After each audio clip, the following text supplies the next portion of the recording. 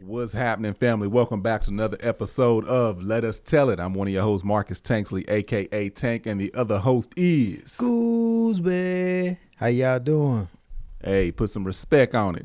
Hey, if this is your first time tuning in, we greatly appreciate it. This is a podcast where we just talk about our point of view of the world. You're hearing it from two black men, two black fathers.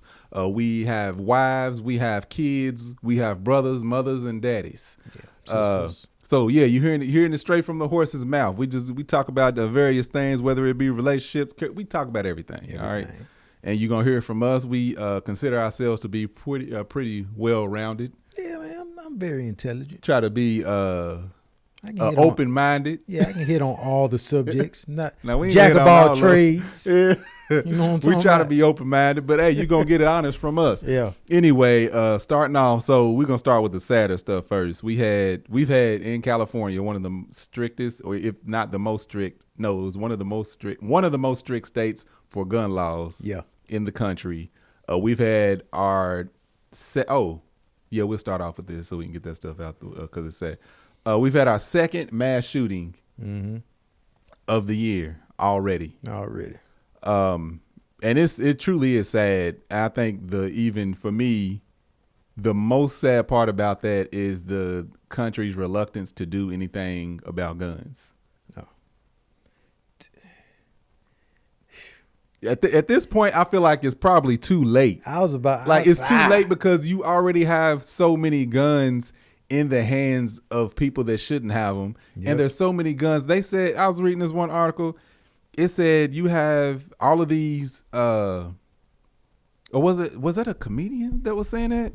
I don't know who it was. He said you got in the United States, think of all the car laws, vehicle laws that you have from state to state. Mm-hmm. It's laws. You can't do anything in a car that's not either legal or illegal in any state. Mm-hmm. You need a license in each state to drive if you live in there. Yep. Throughout the whole country, you got all of these laws about cars, where you can drive, how fast you can drive, how slow you can drive, if you are currently registered for that year. All of these things. Insurance is mandatory. All of this stuff evolving around cars. You have police specifically just for riding around looking to make sure you're parked in the right space. All because of cars. Yep. There are over 200 million cars registered in California. Around about. Mm-hmm. Now think about gun laws and how loose they are. A car can cause a lot of damage. A gun can cause more. Yep. There are over 400 million guns registered in California, in the United States. Legally? In the United States, 400 million. So that's how many they know of that's registered. So just imagine the ones exactly. And think of the laws for cars versus the laws for cars will fill a goddamn phone book. Oh, yeah. If you break them down state by state. Laws for guns, it's a pamphlet. And then in Atlanta, in Georgia, you don't even need a license or a permit now to have a pistol. You can just... That's like Texas. You can just have your pistol. My boy who was a gun instructor in Texas, he was telling me... we talk about guns because I'm into guns. Yeah. Like I don't shy away from it. Everybody knows. But we was sitting there talking, and we was talking about different calibers and specific guns. We was thinking about getting or wanted or whatever. And then he was talking about one that he was talking about getting, and I was just like, no, I take it back. He sent me a picture of one, and I was like, dude, this don't even look legal to. It was a gun part. And I said, that ain't even legal. Like, how is that legal? He said, the dude at the gun store that sold it to me said the same thing. But it's Texas. It don't matter. You don't you can literally go to the parking lot and just trade guns. I imagine you go in to get your teeth done. Doctor just give you an extra AR-15 on the house. Here you go.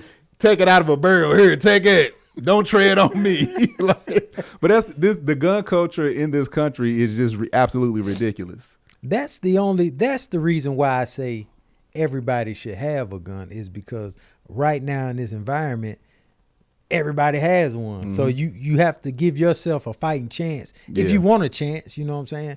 I feel like everybody should learn how to shoot one, handle one. Yeah. That should be a requirement before buying one, but it ain't. There you go.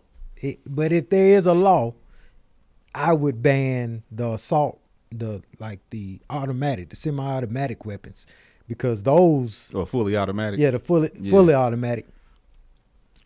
Why would you need There's one? No need unless you're taking over. A civilian don't need one. The police don't need them. Yeah. If the civilians don't have them, the police shouldn't have them either. Simple as that. You can't hunt with it. Even if you come to the point to where you claim you want to protect your property, a fully automatic weapon is far too much. Yeah.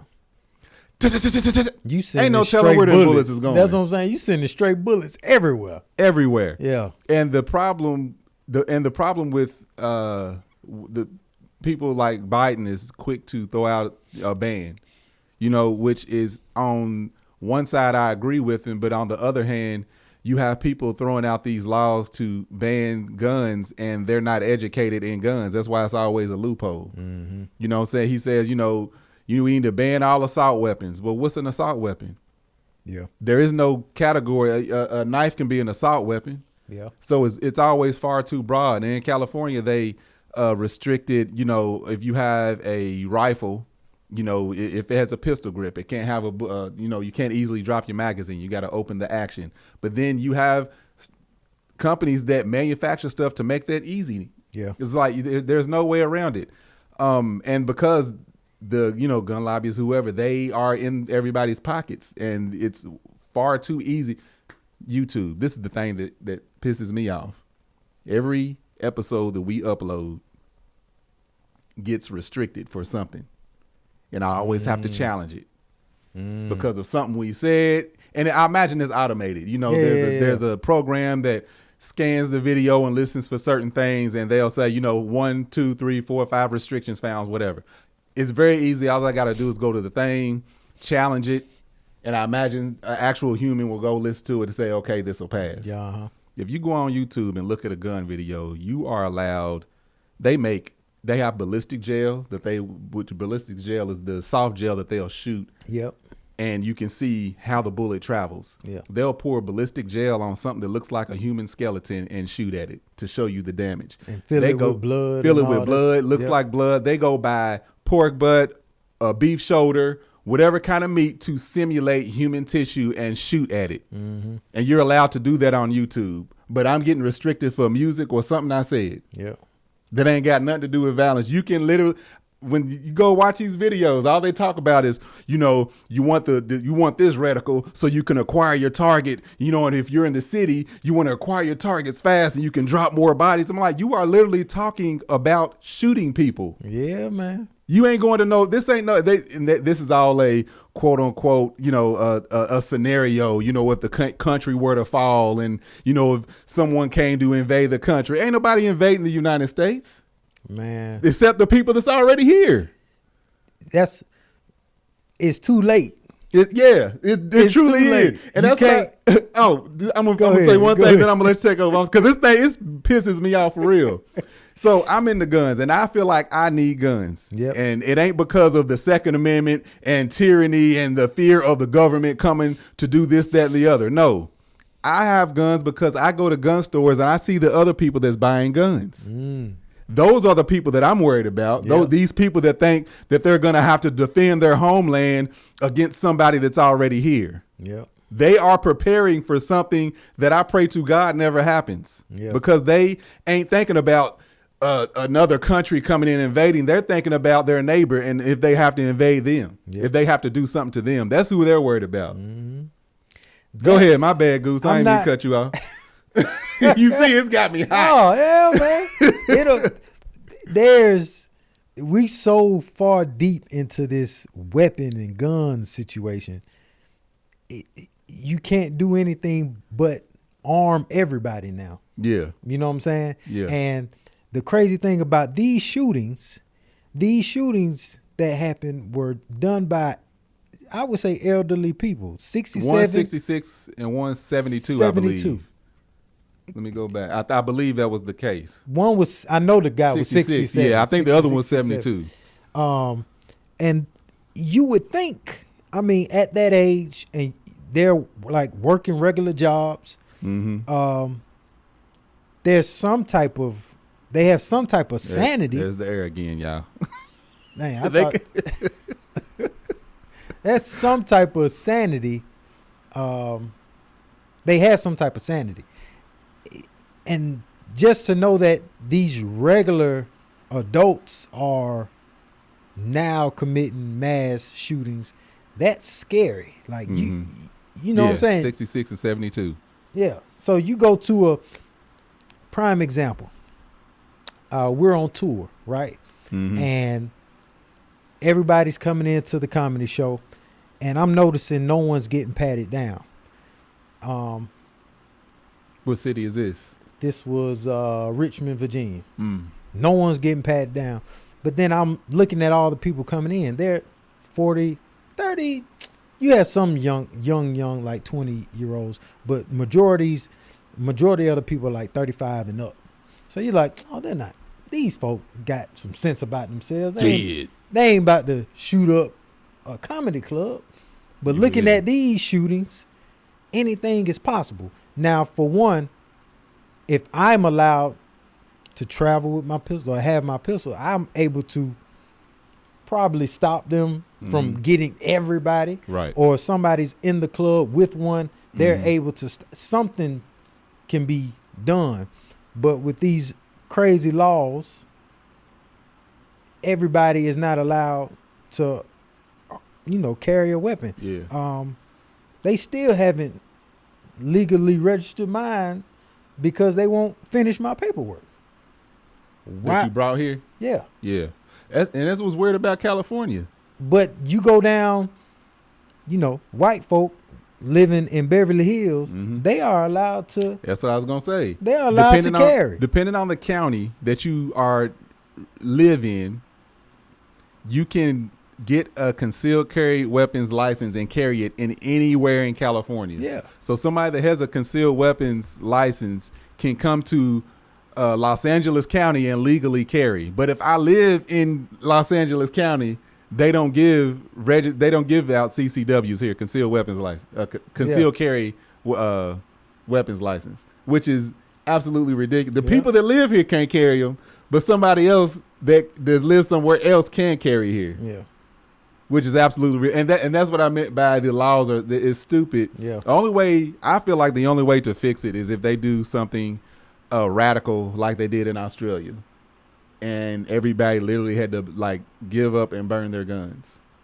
The only guns you have is for hunting, like things that hold like 2 or 3 rounds, long rifles, and you don't. I'm gonna look. Go ahead. I'm gonna look up the gun balance in Australia. In order to obviously it would take years upon years, but the government would have to go to each household one by one and search homes for weapons, because everybody's not just volunteering giving their weapon up just because of a law. You know what I'm saying? Yeah. You're not, and even if you come search my house, and it's probably gonna be at my partner's house. Once you leave mine, it's coming back. No, that's the thing is even if they do that, who's gonna do it first? Ain't nobody. The reason I have them is, like I said, I'm in those stores. I'm at the ammo store. I'm at the gun store. I'm at the shooting range. I watch the videos of these people and how crazy they talk. Yep. And y'all, people think I got a lot. No, they have the fact that you can go on YouTube and look up how to illegally build a legal gun. And they let it be posted there. Yeah, man. And I put T.I. Song on my video. No, we got to take that down. You ain't got the rights to that song. Anyway, that's something that had us high. You got these mass shootings, and this is in California. Like I said, the most strict state. And if it happens here, just think of what can happen in other places, and it does happen in other places. Like I said, I get the gun laws. Do I feel like they need to be more strict? Absolutely. However, like I said, the people that try to get these bills approved don't fully understand the laws. Like Biden would just say something, and that's why you got the people, the far right and the gun lobbyists and the gun lovers. It's like, that don't even make sense. And as somebody that's looking at both sides, it don't make sense. They need to do it better. But I say, get you a gun, learn how to use it, do some training, and do whatever you can to legally carry it on you at all times. Oh, go ahead. I was about to move out. Oh, go ahead. There's also, I mean, just thinking about it, how do you prevent? Because I guess you don't know what's going on in somebody's head. Nah, how do you prevent somebody from snapping like that, or how do you like almost help yourself if somebody does decide to do this? Yeah, because it's always just random. The sight of you would probably be like, dang, I should like. You know how like everybody be like, hey, I'm nice to him because when he come in shooting, yeah, he gonna be like, Goose, get on out of here, man. I'm about to tell this. I'm about to tell this up. That's what. Well, I get what I'm trying to. I guess you need, man, be nice to everybody. Yeah, what the thing is usually troubled soul. So not to just go off the hook. Yeah. But you don't know what these people go through. But they go to places and target. It's never. So it's rarely at a gun range where everybody got a goddamn gun. They go to shopping malls. They go to these events, dance studios. The farmers market or the mushroom farm, people doing an honest living, what is it? Honest day's work. Yes. and that's the type of thing you got to worry about. There's no threat. There's absolutely no threat whatsoever. Anyway, that's our two cent. We try not to stay on it too long, but kind of on the same subject. Sorry for everybody that lost their life too. Yeah, no, definitely praying for those families. It truly is it's sickening for real.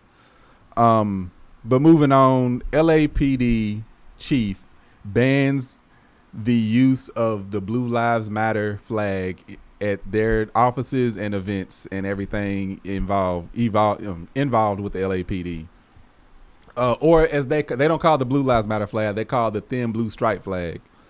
And one of his reasons being was that the flag has been hijacked by far right and white supremacists. I say it was created by them. I commend this chief. Yeah, I'm surprised that even. Oh, I'm extremely. Him being in charge, I get him. That's because wild. When I see that flag, I don't think, support the fallen of blue. No, because that didn't come out until black and brown people started making a big fuss of all the police brutality. Y'all see all these videos. Hey, Black Lives Matter. Mm-hmm. And then all of a sudden at the end of the year of Trayvon Martin, at the end of the year, Blue Lives Matter. No. Yeah. They've always mattered. Yep. But we want ours to matter too. Yeah.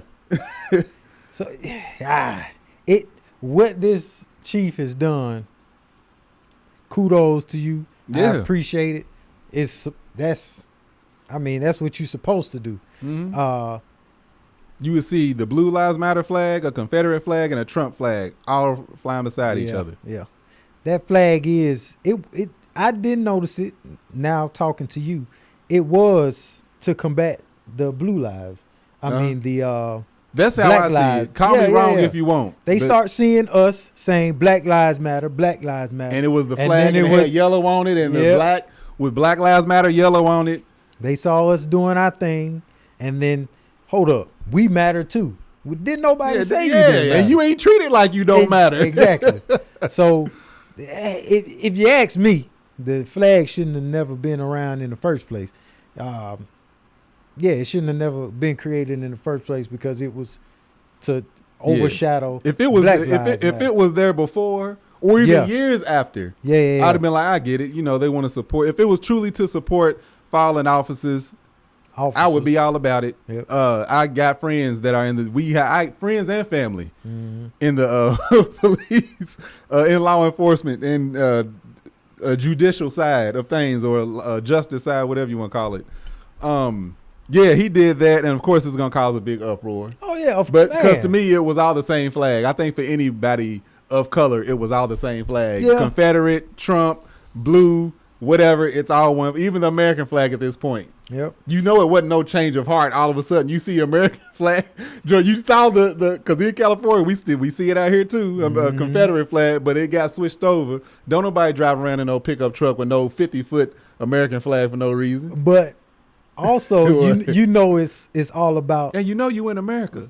It's all about white supremacy and all this F the black people is because all those police cars, even though there was Black Lives Matter stickers and flags, the only sticker you saw on those police cars was the police car. That blue sticker. One, that's it. They didn't represent anybody else. Not a damn thing but else. Police officers. I seen them wear it on the uniform. I get it.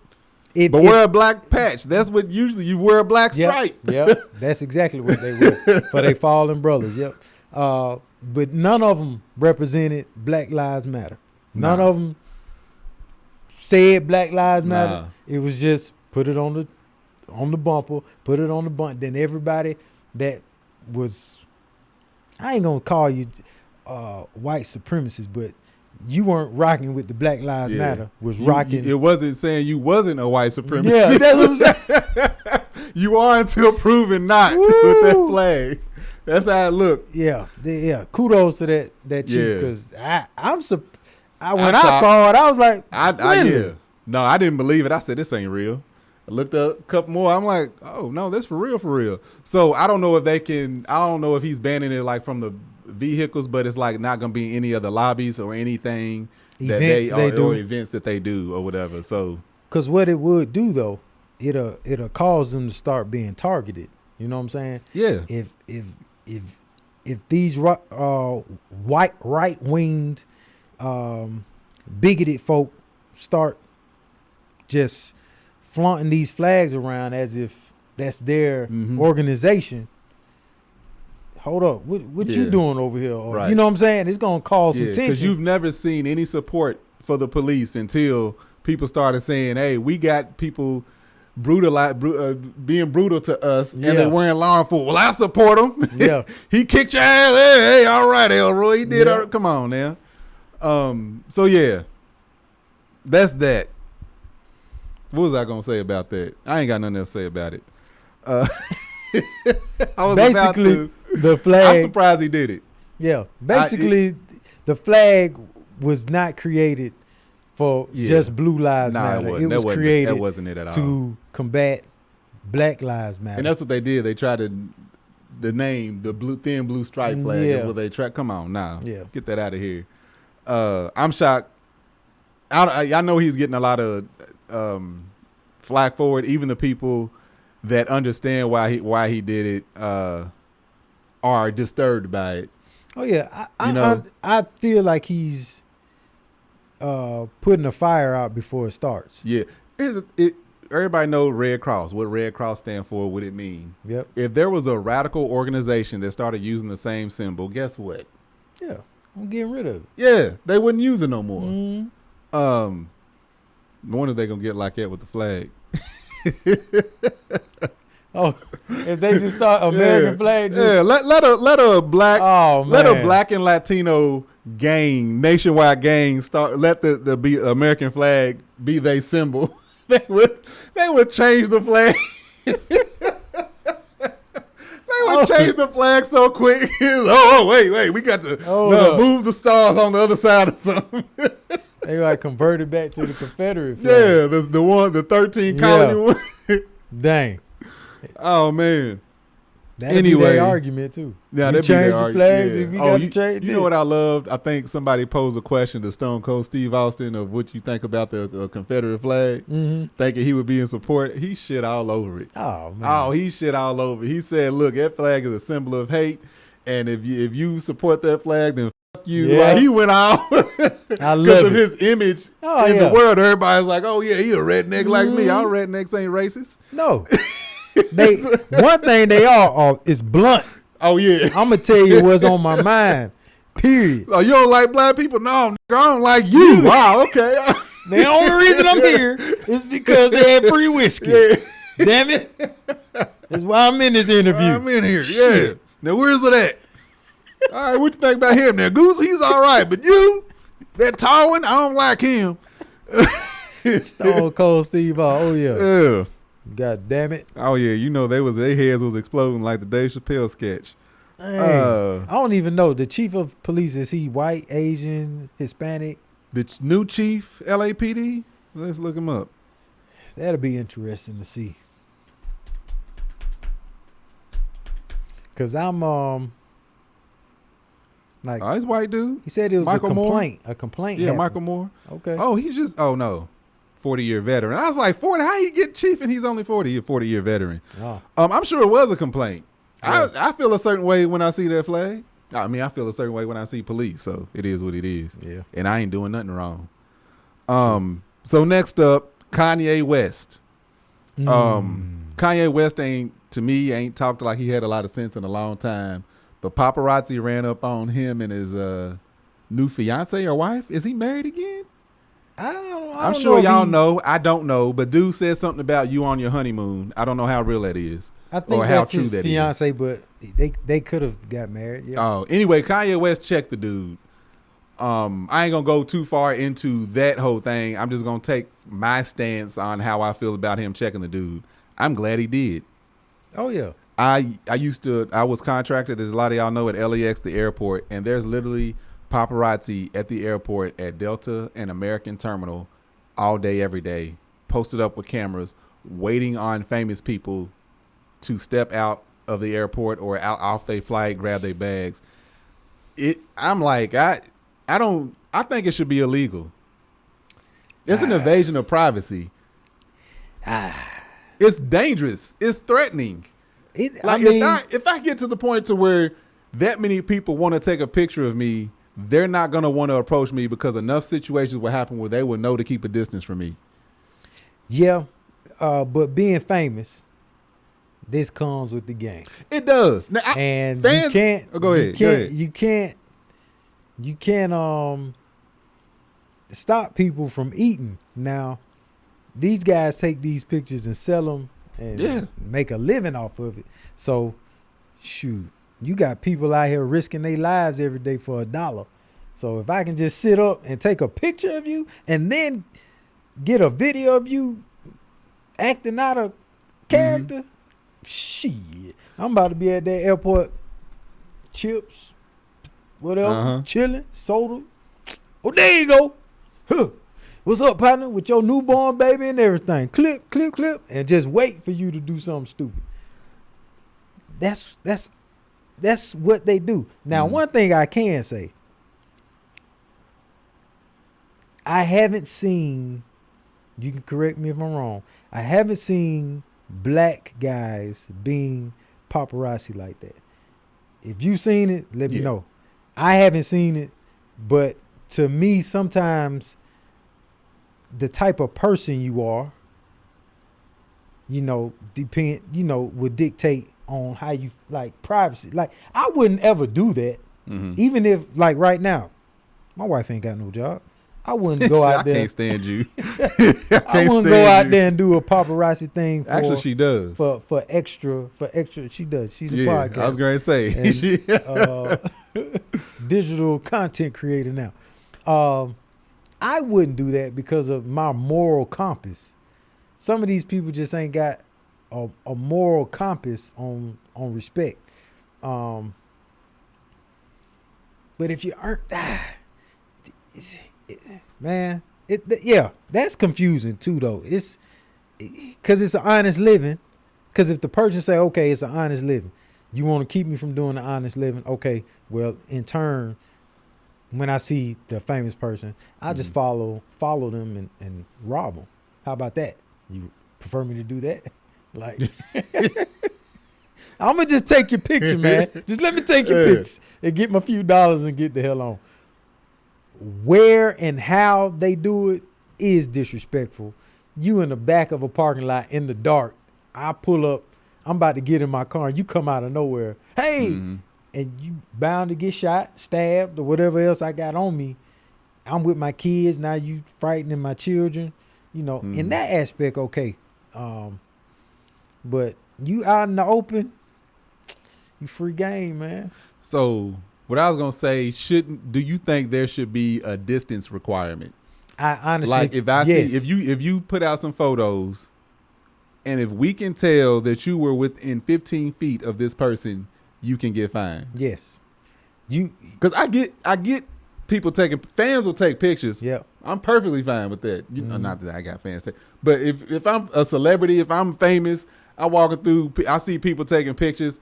Granted, I imagine it would get annoying. That's a little less offensive than people running up in your face. Like the reason I was looking at my phone, you said you haven't seen any black ones, and I was thinking back. Do you remember what was it, last year before, where Tom Hanks had to run up on the paparazzi? They was walking through the airport or something, and black dude was like paparazzi all up in his wife's face and like bumped her, and Tom Hanks turned around, like pushed everybody back, like back up.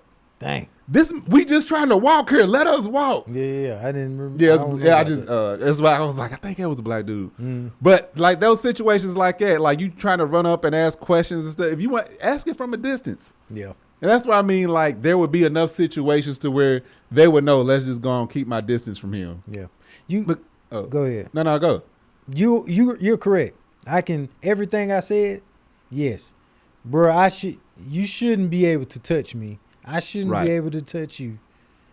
You should keep your distance. Yeah, your camera can zoom in. Yeah, you should have to raise your voice to talk to me. Yes. Like and that's what I mean by an invasion of privacy. Like this is my personal space. Yeah. You should not be able to run up on at the airport. These people, you see it all the time. People paparazzi taking pictures and stuff. People just trying to get in their car and can't even like close the door, like put the umbrella down or something.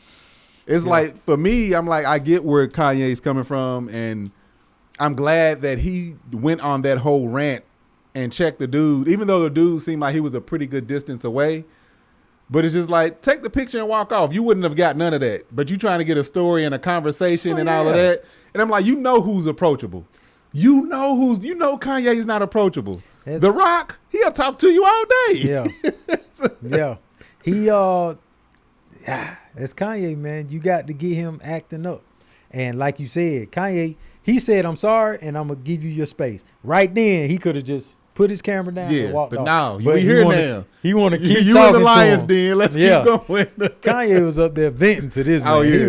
He was dropping facts, though. He was like, you out here, you making money. Am I going to see any of that? Am I going to see royalties? Ain't no telling how many. You know what I'm saying? If it's a slip up, the Jay-Z and Solange video, the elevator video. All right. Didn't nobody even know a camera was up. Well, they may have knew, but hey, it happened. You looked up, got that video, so be it.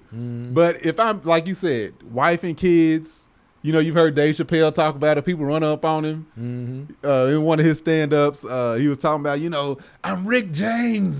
And he's right there with his fam. It's like, man, give people, granted, that was just a fan that wasn't paparazzi, but fans and paparazzi is two different things. These paparazzi is doing this for a living. They're doing this, to get money off of it, but give people the respect and the space for privacy. Yeah, because you wouldn't approach a stranger that way. You know what I'm saying? Right. Yeah. There was a video. You got to sue me because I'm snatching cameras and throwing them. There's a video of Mike Epps in the grocery store, in the grocery line, and this guy just walks.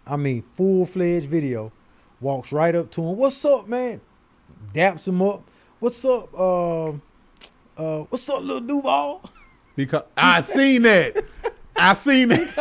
He called little Duval. And Mike Epps was like, boy, my kids weren't with me, man. I know whoop your blah. But even was he joking with him? He was joking with him. Okay, all right. I was like, it was a while ago. I remember that video. But even having the balls to do that. And physically touch somebody like that. I couldn't do that. I would have had to lock eyes with this man and been like, and been at a distance. What's up, Duval? And then see his reaction to see if I could come closer. Right. But to your point, yes, there should be a restriction on distance. I am still, but I do believe this is a profession. Yeah. And this is the way they eating. And unfortunately,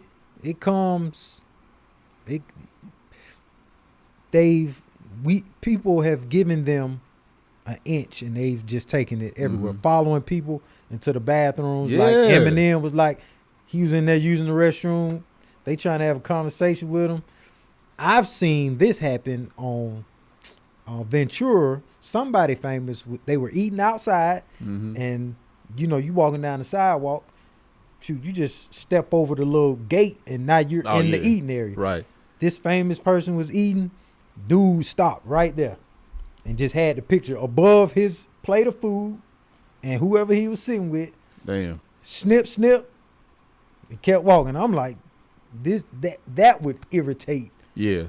It irritates me, and it's not even me it's happening to. I would have snatched that phone and tossed it. That's what I'm saying. Yeah. Man, I hate it for y'all, man. Yeah. Yeah, and that's the thing is, like, when I was at the airport, like, I would see these dudes. Like, we'd be walking through, going from project to project, and I see these dudes, they sitting in there just eating their lunch. Big massive lens draped around their neck. And I remember one of the officers up there, me and him, we was just talking, chit-chatting one day, and I was just like, that's not illegal. Like, y'all don't try to keep these dudes out of it. He was like, nah, he said, this is a public space. He said, I wish we could do something about it. He said that, and the technically, because it's a public space, that's why you be seeing homeless people in airports, because it's no different from the sidewalk. They can't technically make them leave. But he was just like that. He said, yeah, I wish we could, but nah. He said these guys, they know they get flights. They know when people's flying in, and they show up. And I'm like, God dang. Now, see, that's where it's crazy. They researching it. They're stalking. Like, how do you figure that out? I don't know. You know that? I don't know what flight Angel's on unless she tell me. That's what I'm saying. How do you? Well, you know what? One time, and this was for Kev, we took a red eye somewhere, and there was 2 fans down by the luggage, just sitting. And when we showed up, they were like, "Man, we knew the only flight coming from LA. It had to. You either had to stop in Atlanta or stop in Texas, I believe. Either or." And we were thinking it got to be Atlanta. Obviously, they lived in Atlanta. So you have to be coming in at this time, because the flights that we saw, and they narrowed it down. And sure enough, that's crazy. And they know what airline he probably going to say. Oh, yeah. He ain't taking Spirit. Yeah, no. Nah, and just imagine, like, somebody of that caliber, of not bigger caliber, like A-list name, everybody knows them, how difficult it is. I couldn't imagine. Yeah, you probably stand inside all the time, depending on, like you said, who you are, and if you have children. Because, man, dang, you don't know if somebody's going to harm you. Right. I was in the air. I was in flying through Texas one time, I think Dallas, and I seen Charles Barkley sitting at the bar. I had a long layover, so I was like, I'm gonna go over here and grab something to eat at this. I don't know what restaurant it was. And I look actually I was going to order my food, and I look as I'm walking up, and I was like, who's this tall ass dude? Like, you know, the bar stools, you gotta get up and your feet dangle. He was sitting on the stool like it was a regular. I already know. That dude That's how tall he is, big. Anyway, he's sitting there, and I was going up, and I was about to order, and I see it's him. And first I was like, this big ass dude over here taking out. I'm just going to order over here on the corner from the side. And I was going to order. I see it's him. I was like, oh, excuse me, sir. He was like, oh, it's okay. And I went around just to give him his privacy, because I saw who it was. And I'm like, as bad as I wanted to say something to him, because I'm a big Charles Barkley fan, I was like, this man just sitting there trying to eat his food. I'm not going to do that. Yeah.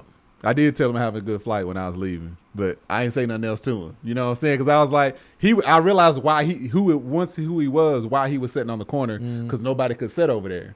And I went over there because I just wanted to order food, so I didn't realize that until I got there. And I was like, oh, he's sitting over here. He's right here, because can't nobody sit beside him. So I was like, oh, excuse me. So he was like, oh, it's okay. He probably would have talked to him. He probably would have had a good conversation. But I wanted to give him that privacy. Cause you have a moral compass. This a fan with Kev and Melissa, and when Kev's brother passed, they in the airport. A lady was like, she knew what just happened. What just happened, and said, "I'm sorry for your brother, but can I have a picture?" No. That's what I was saying for him. So okay, let me. Me saying that out loud. Yeah, man. Paparazzi, that shouldn't even be a thing, man. That's because just that by itself. Yeah. If there was a distance rule, well, that's a fan though. That's different. But what I'm saying is that fan could have been paparazzi. Kev and Melissa going through. What are you going through? Click, click. Not even asking them, but just in their face during that part in their time in their life. Yeah. That's so disrespectful. Imagine if he was Eddie Murphy. Yeah, man. Same situation. It would have been 1,000 people. Knew, yeah. Yeah. Or when he went through it, when Eddie Murphy went through it. Sure enough. He damn sure enough did. So, yeah. Yeah, man. Yeah, I just think it should be a distance. Like I said, I get it being a celebrity, people wanting to get to know him, but the paparazzi thing in itself, that alone, I ain't talking about fans, I'm talking about paparazzi, people getting paid to take pictures. There should be a distance law. Yeah. Like, yeah. If it's gonna be legal to do it, you have to be. Yeah. You have to be out of the way. I shouldn't have to move around you to get to where I need to be. Yeah, they be blocking paths. That's considered sexual harassment in the workplace. You blocking somebody's path. It goes down to that moral compass. Like, man, let me get out your way. Like, what the hell? Yeah. Moving on. Yeah. Couples therapy. These crazy people. Y'all ain't think we was gonna talk about it, did you? Well, you gonna see because we gonna put it in the description. But we just gonna start. What's that dude's name? I wrote Dickhead and Wife. Mayu, and Dickhead. Yeah. So they finally broke down his addiction to sex. Oh yeah. He's got a sex addiction. They didn't call it a sex addiction, but it's sex. He basically claims it has a high sex drive. It's an addiction because he wants it three times a day, every single day. Yep. At least. And if you don't want to have sex, something must be wrong with you. Yeah, you clearly have something wrong with you, means you're unhappy, something's wrong with you mentally or whatever it may be. Mm-hmm. He did state that he believes that she basically, no, I think she stated that she should be happy because he gives her everything she wants. Oh, I missed Or that. She said that she thinks, I think she said something along the lines of, he thinks I should be happy because he gives me everything. I don't know if it was quote unquote everything that she wants, but he gives me everything, so I should be happy and I should just be wanting to do whatever. Mm-hmm. Here's the problem with him, of many. If she don't want to have sex all the time, maybe you're not good at it. Ooh. Did he? If she were to stop and say that to this punk ass, you want to have it all the time because apparently I'm good, but you're not. The therapist should be like, well, is he good every time? The therapist don't even have patience for this dude. She don't. She was sitting in her therapy session talking about, I can't deal with him. Yes. Like, cause she wants to tell old girl, leave. I don't understand how I understand how she could still be in a predicament like this, how anybody could still be in a predicament like this, but come on. Yeah. You just want to tell people that's going through stuff like this, like, why are you still here? Yeah. Yeah. That dude, I'm stuck on that. You want to do it all the time, but did you even, are you good for you? It's good for you. It ain't good for me. And that's what I be saying, watching the Love Hour all those years, that fact of 80 or 90% of women don't climax every time they have sex with their partner or whatever. And it's like, well, dang. As soon as I heard that, I went to my wife. Look, if you're not enjoying it, let me know what's happening so I can make some adjustments. Absolutely. Because that's one thing. We've always been open. Yeah, because I think men want to do it all the time because we know what's the ending result. Absolutely. You know you about to bust. And that's one thing he said is he was wildly attracted to her. That's why he always wants to do it. Like, he's extremely attracted to her. I don't know if he said in the beginning or whatever it was, but that's one of his reasons. But to Greg's point, it's like men, real ones. All right, I'm gonna say real ones. I ain't gonna say all men, but us real ones. We aim to please because we know, like he said, what we gonna get out of it. If Angel ain't enjoying it, I don't want to do it. Yep. At all. If I know that she can't mentally get there, if I can't help her mentally get there, I ain't gonna lie, I'm still gonna want to do it. But I ain't gonna enjoy it as much. Look at my note. What's that? Yes, we care. Men care. That's what he said. We care if women orgasms. Yes. Yes. We would rather get y'all out the way. If my wife say, hey, I don't want no more. Just eat me up every night and then have your way. I'll be. Greg's face will be wrinkled in here. He'd be 5 shades lighter. My beard will be down to my ankles. All that fertilizer. You have to throw it over your shoulder. Why your beard grow so long? I got some good fertilizer. Got that fertilizer in there. Keep it very moisturized. No, I don't. Of my boys that I've talked about this with, it's like walking into a building. We want you to go first. Yep. As many times, I want Angel to get there as many times as I can possibly get her there before, because I'm on cue. I can let it go. Yep. It happens all the time with me. Yeah, matter of fact, most of the time I'm holding back, making sure she gets there a couple times before I get there. What gets me? You already you said it. Let Mel say, oh, right there, right. Oh, man. I'm like, don't, shut up. Don't you say nothing else. The worst thing Angel can say to me is don't stop. Damn it. I'll be like, oh, dang, baby. I don't care how. Cause I call it in it to win it when it's like marathon. I'm like, oh yeah, get comfortable. This is gonna be a good session right here. All she gotta do, don't stop. Yep. Shit. Well, I got to start having those sound cancellating, noise canceling headphones on, letting them just moan and scream all they want. I can't hear nothing. I can't hear nothing. And I'm just Nah, that's Hold on, what, Goose? Can't hear nothing. And she Man, going if y'all crazy. listen to this, you should be watching. Because as soon as I hear something like, anything, it just be like, what? Yeah, it'd be crazy. Nah, I'll name the communication from like 1, 2, and 3. We not at a 3. It ain't a whole bunch of talking and doing all that. We like at a 2. But the right thing said, it's gonna end that thing real quick. But yeah, ladies.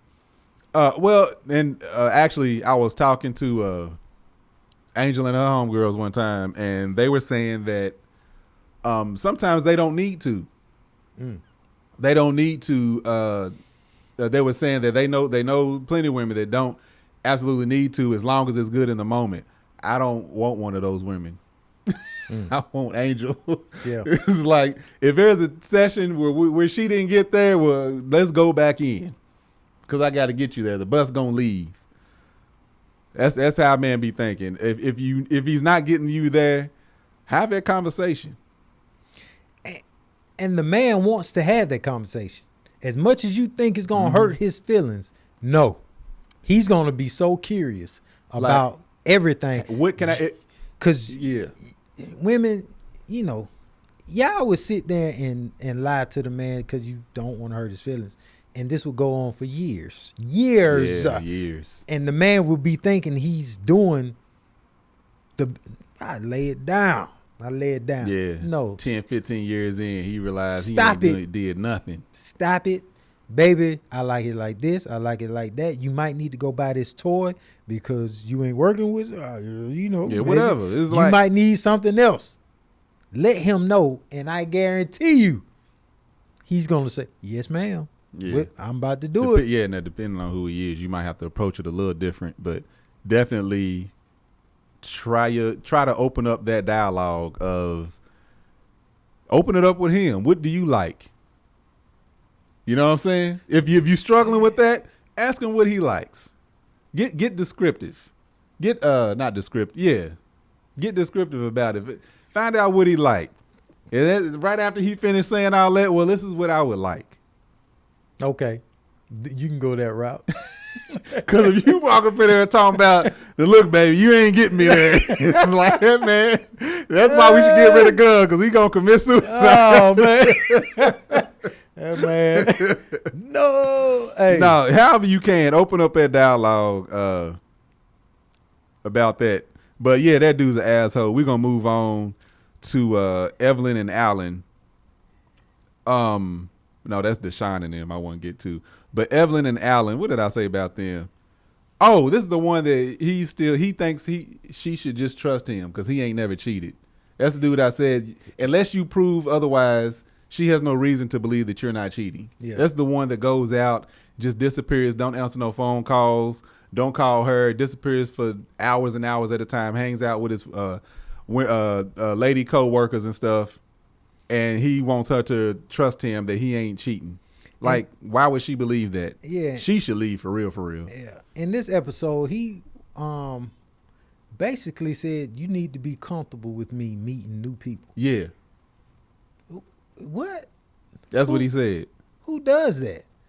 Who does that? As a husband and wife, how do you, how are you married and you're venturing off to meet new people and you're not, that's not your lifestyle. I can see if you had an open marriage, which you probably do, and your wife don't know about it. Right. Yeah, that was an open marriage. What I'm saying? It's absolutely open marriage. But hey, be comfortable with me meeting new people and not wanting, and they both express they don't like doing things with each other. Yeah, and that's the one that the therapist said she lost patience for. Oh yeah, because it wasn't the first dude. Yeah, because he never. She asks him questions and he never answers. Them right on. Him and the asshole. They never answer questions. Yeah, they never answer the question. They just open it up with another statement. Yeah, and then she asked Alan.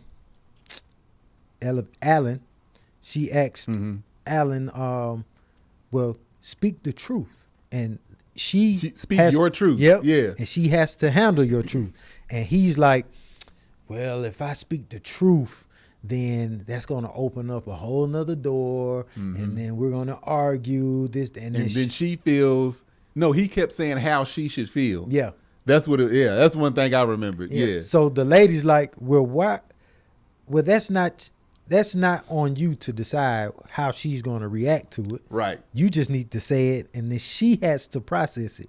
And he won't. He couldn't follow commit to. Yeah. He won't commit to speaking his 100% truth. And I bet you that 100% truth is like, look, I like other women. That's just what it is, and you should probably be. He definitely a team player with. He definitely sleeping around on her. Yeah. She need to kick. She need to tell him kick rocks. Yeah. I don't know if they got kids or not, but she need to deuces and go meet her a bunch of people real easily. And she's an attractive female too. Yeah. And I don't know why she. What she sees in him. Elaine and Deshaun. They got issues. That's she brought in. Oh, go ahead. What was you gonna say? That's the black couple. Yeah, the black couple. She has a lot of trauma. She has childhood trauma. She has a relationship that she was getting abused. So she was saying that she don't like. There's no reason to drink. Yep. She was saying there's no reason to drink. You are people become somebody else. I don't want to be in a group where people drink or where they want me to drink because that means they don't like me for me. And as she's saying all that, he was like, well, you actually drink more than me because you drank a glass of wine every night. I was like, what? But she's bringing in her past trauma to this relationship because her parents were on drugs. Yep. She saw them abusing each other, doing whatever. Then she was in an abusive relationship where the dude would get drunk and beat her, and she threatened him with a baseball bat because she was going to whoop his ass one night. Yep. And then she's like, she woke up to a punch in the face, and she looked over and saw her son crawling toward them, and she was getting punched in the face. So that night she packed her bags and left, never went back. So her current husband, Deshaun, apparently he don't drink that much, but when he does, he gets drunk. Yeah. But I wanted to be like, does he get abusive? Obviously he doesn't. Right. Because who she is. Right. She's been married to this man for 11 years. Yeah. But they don't hang out anymore. They don't do anything anymore. They don't do nothing with nobody because of her. Right. Yeah. Because she feels, like you said, everybody's out to, one, get her, or they're not liking me for me because they're drinking. So they're not who they are really. So they're putting on a mask in front of us. Like such a hypocritical statement if you drinking wine every night. Not to say you polishing off a bottle or two, but liquor's liquor, alcohol's alcohol. Like it don't matter.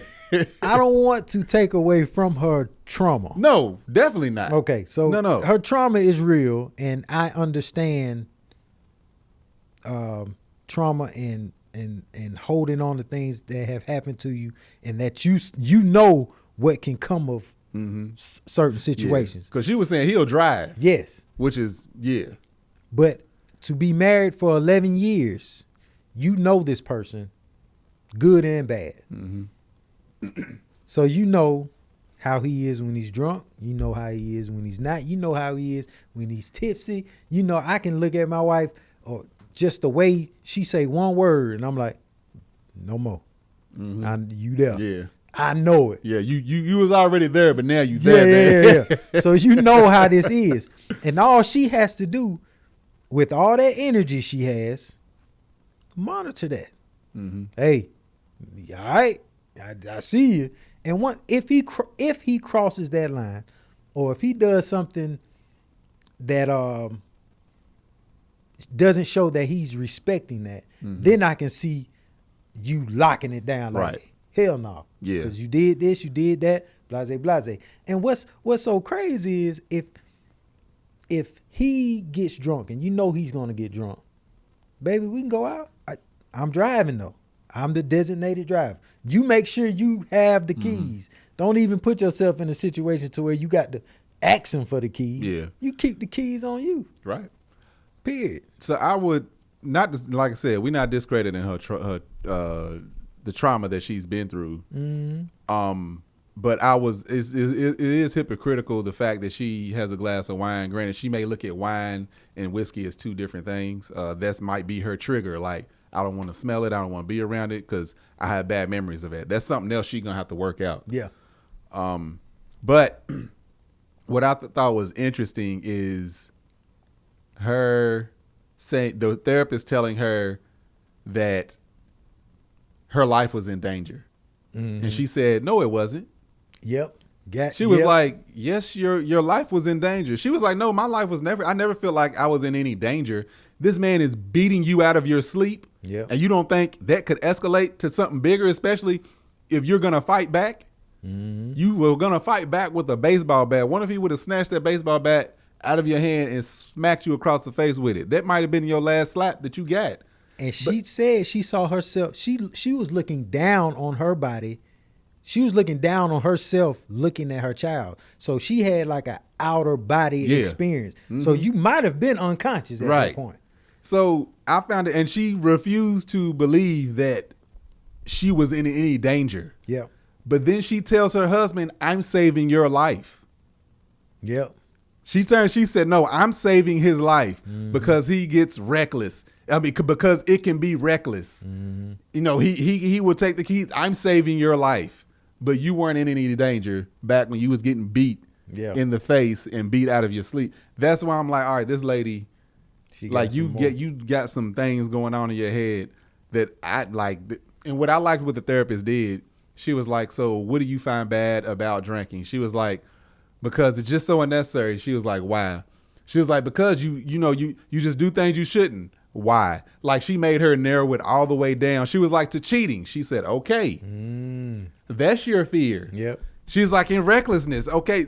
So she made her get it down to specifics and not just, oh, alcohol is bad. Why is it bad? Because you have a fear of your husband cheating or getting into a car accident. Talk about that. Yeah. And not just throwing out broad, just it's this. Yeah. It was dope. I saw what she was doing. I was like, oh, I see where she was going with this. It's interesting to watch these therapists work. Yeah. And then she said it's interesting because you're not in control. It's hard for you to give him control. And she was like, because you've been in control of your life this whole time. Yeah. Now you're with this man, and it's hard for you to let him lead. And you could see that in this lady. She doesn't want you to tell her anything about her. Yes, that's a fact. So the one thing that because she gets mad because he can't give her enough energy, attention. No matter what they do, it's never going to be enough for her. He said we could go out every single night for 6 nights straight. On the 7th night, if he don't feel like doing anything, all that previous is erased. Why don't you want to spend time with me? And that's that control thing. It's just like, I am tired. So she's like, oh, we haven't been out since, 4th of July, whenever it was. But he was like, so let's talk about all the times before that. Like the reason, and he said the reason that he avoids her is because he doesn't want to enable that energy and that what she brings to the relationship is angry. He says she's always angry and always yelling. He's a very calm, laid back person. So he avoids it because he's like, I don't want to have to deal with her yelling and being unhappy and screaming and being mad. He's like, so I avoid it. So she sees it as him punishing her. And the therapist was like, so after he explained, like, I don't want to reward that energy because it's no matter what I do, it's not going to be enough. So I avoid those situations so it doesn't become this big thing.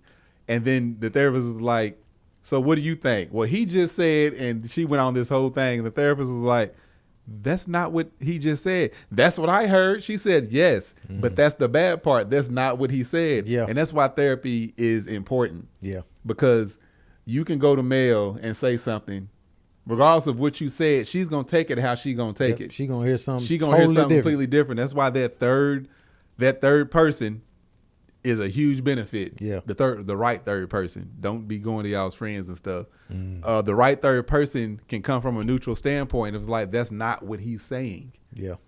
He's saying this, but she still didn't want to hear it. And he seems so cool and calm. Yeah. That's probably why he get drunk when he start drinking. That's what I was going to say. The girl's probably be like, why he wants to drink. Forget where I'm at. Yeah. And then we got, so look, I had to go back through I ain't been in the comments for a real long time. It's been, hell, I don't know. I can't remember the last time I went comment. So I had to go for this episode. This episode, because I wanted to see y'all's thoughts about the show and everything. And I appreciate y'all. A few people reached out and saw us struggling with the trans man, trans woman thing. And yes, I didn't know what it was at the time. That's why I put the subtitles. It wasn't that I was uncomfortable. I just didn't know what to call these people because I didn't want to offend nobody. Yep. But the most hilarious part about that is if you watched, you saw us say trans man, and I should have said referring to Lauren as a trans woman. Trans woman. So I put those subtitles up in the video. In the audio, of course, you can't use subtitles because people are listening. They're not watching. So I had to go record over that. And the edit sounds absolutely stupid because I'm saying trans woman, but it doesn't match my voice. And I had to do it for his too. Because Goose is talking. He's like, Lauren, the trans woman. Anyway, I did my best. I'm still doing my best trying to get these people. I'm just trying to call people what they want to be called. So Lauren and Sarah. Huh? I'm saying yes. Oh, so yeah. You see us trying. Yeah. Okay. All right. I never said I was an expert at any of this. I struggle. So, hold on. Let's go back real quick to Elaine and Deshaun. When did you start laughing when she asked him, when the therapist was like, so why don't you spend more time with her? And he just busted out laughing. Oh, no, I did. She said something like, so what are we going to do to spend more time together? He busted out laughing. Dude, which made me laugh. Yes, dude is funny, man. I'm telling you. I was like, oh, where this is about to go. But then after he explained himself of why that is like not possible because he can't do anything to make her happy. But anyway, I started laughing. I was like, I wonder if Goose laughed at this. Anyway, so Lauren and Sarah, they got into a fight over these pillows, which might seem small, but small things can become big things when you in a relationship and a marriage. I didn't see this one. Was this episode 3? 3. Yeah, that was 3. Okay. So, Lauren got on likes her to side cuddle. Of the pillow, right? Yeah. Lauren likes to cuddle. Sarah was like, "Give me some space." Mm-hmm. Was that how it went? I think No, Sarah flipped. Sarah wants to cuddle and Lauren I can't remember. Sarah was already in the bed. Lauren got in and wanted to cuddle. Oh, okay. Wanted to take up her space. Yeah. And they got into it. Anyway, introducing this argument that they had was fucking hilarious to me. What? Because this is something so small can get so big. Granted that it went bigger because this particular situation kind of follows them in their relationship. Like one wanting to be closer than the other. The other one's like, I need space. The other one's like, it's too much space between us. Both physically and mentally. It's like, no, we need to get closer. But just the pillow scenario in itself, I thought was hilarious. Look, I watch couples argue all the time. And sometimes stuff that me and Angel argue about, people will find hilarious. Yeah. The next time I walk in that damn bathroom and see the toilet paper roll, a full one sitting on top of an empty one, and she just didn't replace it, we might get a divorce. I told her this shit. That's me. They'll be getting mad. I'm like, man, it's just. I said, Angel, if I find the right attorney, the next time I see this shit, but that would be like, why don't you don't worry about it. It's there. You can use it. I shouldn't have.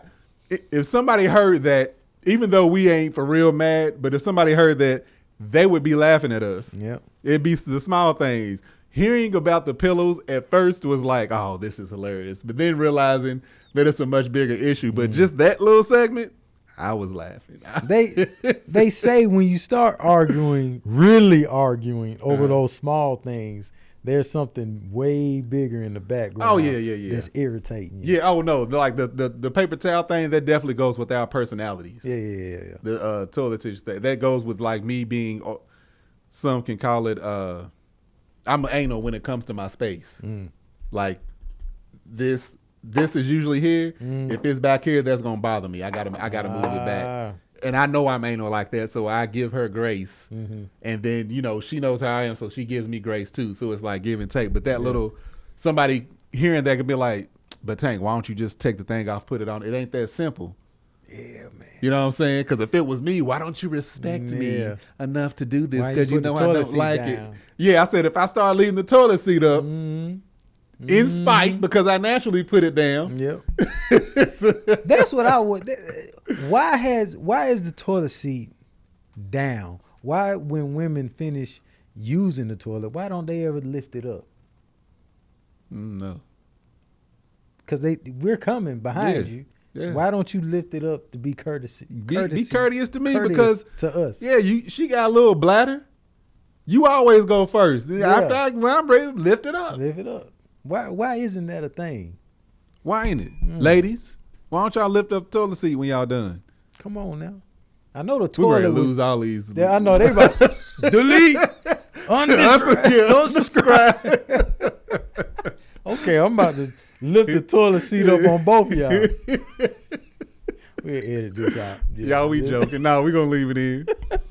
But yeah, like you said, those little things, something like that, something that small of you taking my pillow and being on my side can turn into, or can reflect something much bigger than just the pillow thing. Yeah. Because it was like, you always do this. This is, and then they started explaining the situations. It's like, yeah, that's real. I saw a short of that, but I didn't see the entire argument. So it was basically just one taking up space. Yeah. From the other. And then, so the thing is Lauren was the breadwinner for the longest. So Sarah believes Lauren sees her as insignificant. Oh, damn. That's to sum it up. This is like, you're selfish and self-centered and you think I should be the one to basically fall at your feet. Like she was like, she expects me to get up before her and fix breakfast and coffee so she can get up, get ready and just leave out. And then come home and expect everything to be done. So she feels like, all right, so what am I to you if I'm not just a servant and somebody that's replaceable? Sum it up. That's her side of the story. Lauren had other things to say, but that's the notes I wrote down. So I honestly, I think in those type of situations, if this is the fact of the matter, if she's not working. Now I know what you're going to say. Okay. But she said, however, when I am working. She did switch it up. She was like, you would still expect the same thing. Oh, okay. Well, so that's what, and then I think Lauren was like, nope, that's not true. They started kind of going back and forth. So the therapist was like, hey, all right, now hold on. Yeah. But I'm not saying that's the whole, but that was like the current, like, okay, this is how I'm feeling. Like, I feel like you don't basically not respect, but you don't see my value. But yeah, so. But see, that's a internal. That sounds like she has this belief, and Lauren hasn't verbally said that. Right. Oh yeah. No, this is interpretation of. She's just believing that. She's interpreting what she sees and how she feels. Yeah. And how that's making her feel of what she sees or whatever. Because I can be honest with you, when Mel started making more money than me, and I was doing, taking care when we first had McKinley. Shoot, I was taking care of the baby. I was doing everything, but I felt like, shoot, that was my way of supporting the family as she goes out. Now, what happened was, I did start feeling like, man, I ain't contributing. You know what I'm saying? So I eventually just went and got a job so we could put the baby in daycare, and that wouldn't happen. But I can see how she felt that way. No, I especially like retiring from my regular 9 to 5 and then stepping out to basically it was stepping away for me and Angel to create more content. So I was it was still income coming from that, but not bringing in my solo income like I was. Me having, I can call it ego of not carrying the family's insurance on my shoulders no more, and not doing this and not having that safety net of, babe, you can go do what you want. You can succeed, you can fail. I got us. Not having that no more. Having that and stepping away is like, dang, all I'm doing is taking care of these kids, doing this and that, and I'm still doing podcasts and that stuff, but I ain't me no more. But at the same time, it's just like, she wouldn't be able to do what she's doing if I wasn't doing what I was doing. And that's the same thing. Like having a 9 to 5. She wouldn't be able to do what she was doing if I wasn't doing what I was doing. Exactly. And now me being not having my 9 to 5, it went the same way. I had to be there more because my job would take me away. I would be at home and see my family all of maybe 3-4 hours a day, if that. And now me being home is enabling her to do more, and I mean, it was enabling me to do more, like more income too, but not being able to recognize that as all income because I was new. I'm still new to it, new to this whole content creator thing. Yeah. We good with that? We good. All right, hey.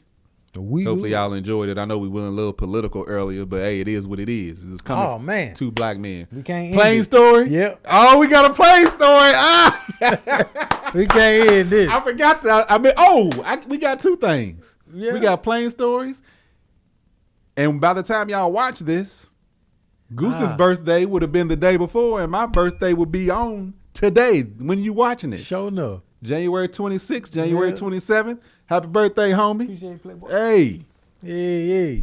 To the plain story. Plain stories. Flying with Goose. Look, that's what we're going to call it. Look, I grew up. This is great. I grew up with guys that smoke weed, smoke cigars, smoke cigarettes. I understand it. You got to do it. You're addicted. You can't stop. You just have to have your smoke, okay? Listen to me, though. You're not the only person that can smell that shit. Yeah. Okay? If you're going someplace, a wedding, a funeral, a dinner, anywhere you're going to sit down for a long period of time, it'll be courtesy. It'll be courteous of you to not smoke, turn your car into a hot box on your way to your event. Because you're going to smell like whatever you've been smoking. Yeah. And weed does not smell good. It's not like, this is a nice fragrance. The fact that people confuse it with a skunk. It smells like a skunk. Man, there's a skunk around our house. Mm-hmm. I never smelled the skunk. I don't even think we got them in Georgia like that. Mel was like, that's a skunk. I'm like, man, I'm thinking the next door neighbor smokes weed all day. It's a damn skunk. Spraying something. Bruh. Spray something. And sisters, look, stop doing this. So the guy, and here we go. I'm being courteous to this. Matter of fact, she got me. My seat was 12, whatever, F. I was at the window. This little lady sitting in my seat. She was like, I'm in 11, just one row up, same seat. I'm here. Do you mind? And I'm like, I'm looking. The same seat. It's the same seat. Yeah, get your ass up. Well, it's the same seat. So I'm like, I don't care. I got my window. I'm about to go to sleep. Yeah. The black guy in the middle, he gets up, he walks past me. I'm like, okay. Reeking. I'm like, nah, it ain't, it's weed, whatever it is. Sit down. He sits down, whoo, all the smell come up. And I'm like, God damn. So I'm thinking I can deal with it because I've dealt with it before. Yeah. But every situation I've ever been in, I'm always able to get up and walk off. Right. Or whatever. You ain't stuck in a capsule with it. Man, this whole entire flight, this 4.5-hour flight, this smell of musk, skunk, weed, whatever it was, I could not sleep. It was just all up in, man. I got off. We got into the hotel. It was in my clothes. Off of what he had. Man. So look, off of his clothes. Off of his clothes. That's ridiculous. Look, if you stink. You stink.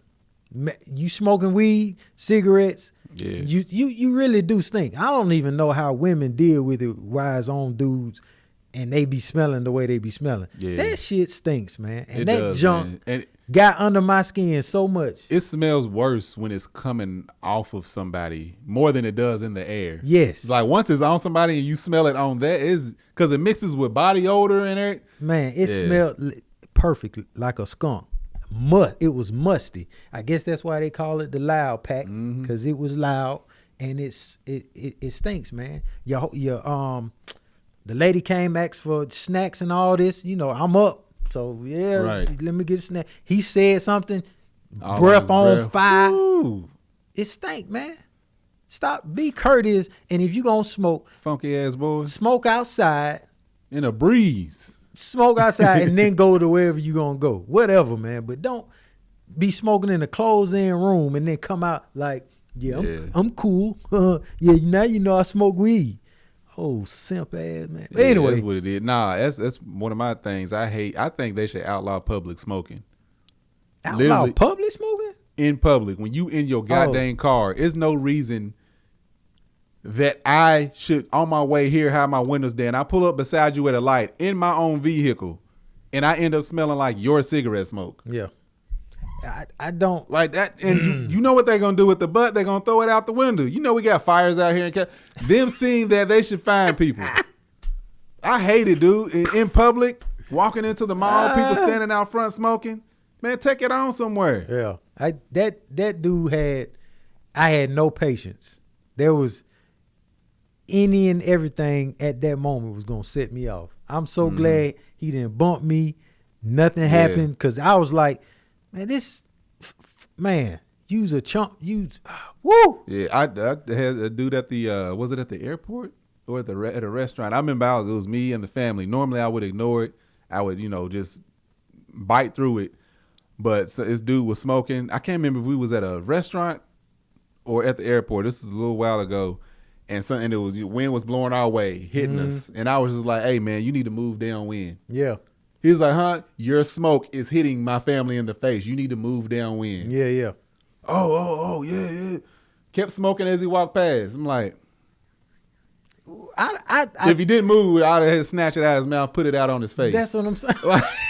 Like that is just such an invasion of privacy. You don't see me taking my whiskey glass and throwing whiskey in people's face. Man. That's literally the same thing. It's like you sitting somewhere and somebody come and just fart right in your. Yeah. What? Oh, what did that? bother you? We was at that restaurant that we used to go to down where y'all used to live. Eating on brand. And we was up there, and they have a smoking section on the balcony. That's basically, it's almost, only reason it's outdoors because the back wall is open. And we call the waitress over like, look, why is there smoking allowed up here? Like, we didn't think there was smoking because it was strong. Somebody was smoking right beside us. And no, they were smoking over in the corner, but the breeze was like blowing it right over and it's like cigarette smoke. Cigarette smoke's disgusting. You can't even smoke cigarettes at a cigar lounge. That's how disgusting cigarettes are. And she was like, oh yeah, well, it's a smoking section over there. I said, ask your manager if they would go to a swimming pool that had a peeing section. If you had a piss section in a swimming pool, would you go in that pool? That's good enough. That's literally the same thing. Yeah. Oh, if you gotta pee, you go over to that corner and pee in the water. Yep. It's all the same damn water. It's all the same air. Why y'all smoking up here? Yep. Why do y'all allow this up here? I ain't been back since. Well, I know for now on, I'm going to be a straight up Karen.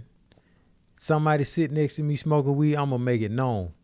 Excuse me, this guy reeks of marijuana. I need another seat. Whether it's an aisle seat, middle seat, I need to get away from this stinking individual. Yes, you stink. I got to let you know because ain't nobody done did it. And I had to sit 4.5 hours smelling this musty ass dude. I feel you, man. Stink, man. Stink. Anyway. All right, fam. I told you this is going to be a full episode. Y'all stink, man. Hey, thank y'all for tuning in. Hopefully y'all enjoyed. I've been your host, Marcus Tanksley, a.k.a. Tank. Y'all can find me on Instagram at Marcus Ain't on the Gram, Facebook at Marcus Ain't on the Book, TikTok at Tank Don't Talk, and y'all can find my beard and body butter called Man Shit. All you got to do is go to manshit.com. It's manshit.com. All right. And you can catch Gooseby at GOOLZBY on Instagram, Building with Goose on YouTube, and you can buy my merch at reptmerch.com. Absolutely. And if you're listening, make sure you can also go over to YouTube and go over to Tanksley TV, like, subscribe, share, and all that business.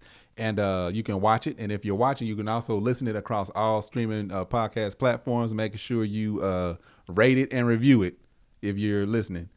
Please. Happy birthday again. Thank you. Happy birthday, sir. Absolutely. Catch y'all next week.